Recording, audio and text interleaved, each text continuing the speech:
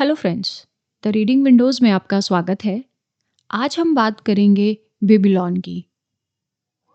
Babylon एक ऐसा शहर जहां अमीरी कोई सपना नहीं थी, बल्कि डेली की एक सच्चाई थी।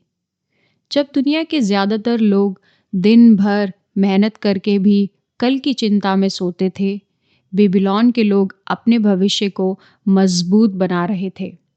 यह शहर पत्थरों से नहीं, बल्कि नियमों से बना था। यहाँ अमीर बनने का मतलब दिखावा नहीं था। यहाँ अमीर बनने का मतलब था चैन की नींद, आज़ादी। और यही वजह है कि हज़ारों साल बाद भी बेबीलोन की कहानियाँ आज के इंसान को सीधे दिल में लगती है। क्योंकि आज भी हम वही सवाल पूछ रहे हैं जो उस समय के लोग पूछते थे कि कमाई तो हो रही है, लेकिन पैसा टिक क्यों नहीं रहा।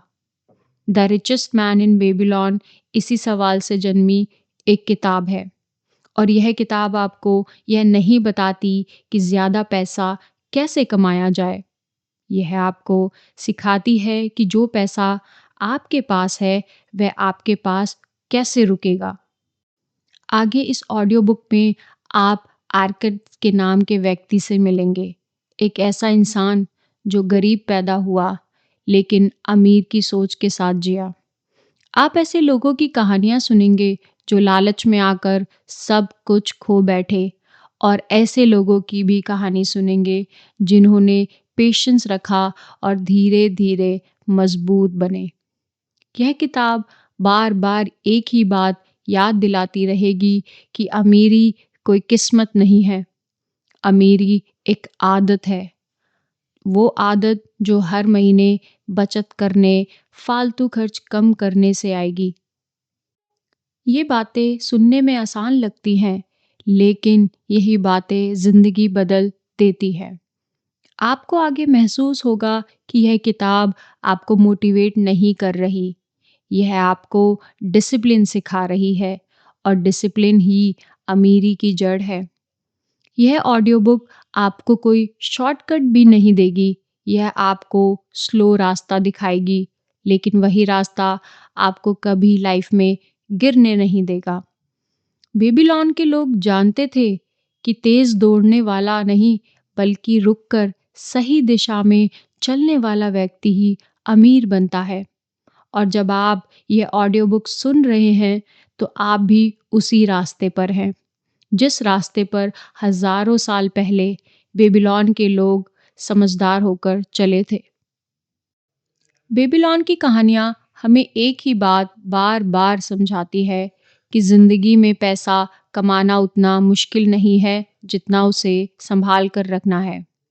इस किताब की शुरुआत होती है दो दोस्तों से जो दिन रात मेहनत करते हैं, लेकिन फिर भी हमेशा पैसों की कमी से जूझते रहते हैं।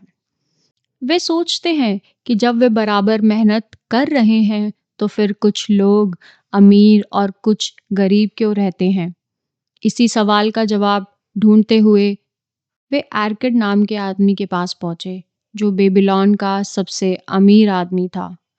आर्किड उन्हें बताते हैं कि अमीर बनने का पहला नियम बहुत सिंपल है। जो भी कमाई हो, उसका कम से कम 10वां हिस्सा अपने पास बचाकर रखो। यह पैसा खर्च करने के लिए नहीं, बल्कि फ्यूचर की सुरक्षा के लिए होता है। ज़्यादातर लोग यही गलती करते हैं कि पहले खर्च करते हैं और जो बच जाए उसे बचत कहते हैं। जबकि आर्किड सिखाते हैं कि पहले बचत करो और बाकी पैसे में अपना जीवन चलाओ। कहानी आगे बढ़ती है और आर्किड यह भी समझाते हैं कि सिर्फ बचत करना ही काफ़ी नहीं है। अगर बचाया हुआ पैसा यूं ही पड़ा रहे, तो वह भी धीरे धीरे खत्म हो जाता है।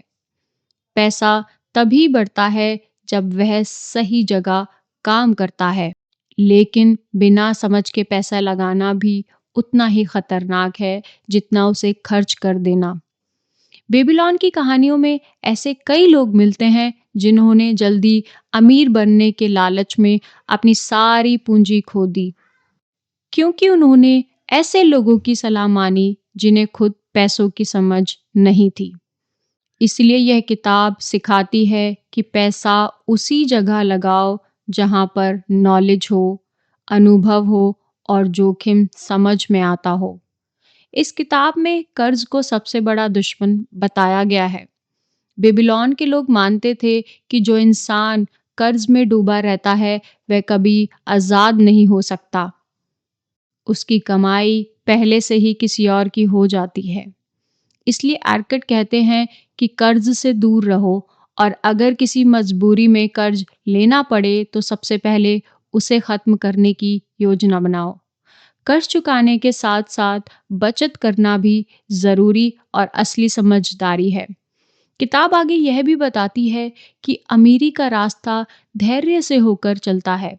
जो लोग तुरंत नतीजे चाहते हैं वे अक्सर गलत फैसले ले बैठते हैं। लेकिन जो लोग छोटे-छोटे नियमों का पालन करते हैं, नियमित बचत करते हैं, सीमित खर्च करते हैं और समझदारी के साथ निवेश और कर्ज से दूर रहते हैं, वे धीरे-धीरे मजबूत और टिकाऊ अमीर बनते हैं। बेबीलोन के लोग जानते थे कि अमीर बनने का मतलब दिखावा नहीं है, बल्कि वह शांति है जो भविष्य को सिक्योर करती है। पूरी किताब हमें यह एहसास भी दिलाती है कि पैसा खुद कोई बुरा या अच्छी चीज़ नहीं है, बल्कि यह एक टूल है। जो इंसान इसे समझदारी से इस्तेमाल करता है, उसके लिए पैसा काम करता है और जो इसे बिना सोचे समझे खर्च करता है, उसके लिए पैसा बोझ बन जाता है। इस किताब की कहानियाँ हमें सिखाती हैं कि अमीरी किसी एक दिन का फैसला नहीं होती है, बल्कि रोज़ की आदतों से बनती है। आज बचाया गया छोटा-सा पैसा आने वाले कल में बड़ी सुरक्षा बन सकता है। अब जब यह ऑडियो बुक अपने अंत की ओर है, तो एक बात बहुत साफ हो जाती है कि बेबीलोन की कहानियाँ पैसों की नहीं हैं, यह एक सोच की कहानियाँ हैं। यह किताब हमें यह नहीं सिखाती कि हमारे पास कितना होना चाहिए। यह हमें सिखाती है कि जो हमारे पास है, उसके साथ हमें कैसे जीना है। अगर आप ध्यान दें तो एरकट ने भी कभी यह नहीं कहा कि अमीर बनने के लिए ज़िंदगी छोड़ दो। उसने सिर्फ यह कहा कि ज़िंदगी को थोड़ा समझदारी से जियो, हर कमाई से थोड़ा अपने भविष्य के लिए रखो, हर खर्च से पहले एक पल सोचो, हर निवेश से पहले नॉलेज लो और हर कर्ज से पहले उसकी कीमत समझो। यही छोटे-छोटे फैसले समय के साथ बड़ी अमीरी बनाते हैं। इस ऑडियो बुक को यहाँ पर ख़त्म मत समझिए। असल में यहाँ से शुरुआत होती है। अगली बार जब आपको पैसा मिले तो याद रखिए, यह सिर्फ खर्च करने वाली चीज़ नहीं है। आप एक बिल्डर हैं अपने भविष्य के और बेबीलोन की दीवारें आज खंडर हो चुकी है, लेकिन उनके नियम आज भी ज़िंदा हैं। और अगर वे नियम हज़ारों साल तक टिके रह सकते हैं, तो आपकी ज़िंदगी भी बदल सकती है। क्योंकि अमीरी एक दिन का कमाल नहीं होती, अमीरी एक दिन की समझदारी का नतीजा होती है। और यही है the richest man in Babylon की सबसे बड़ी दौलत। Thank you everyone.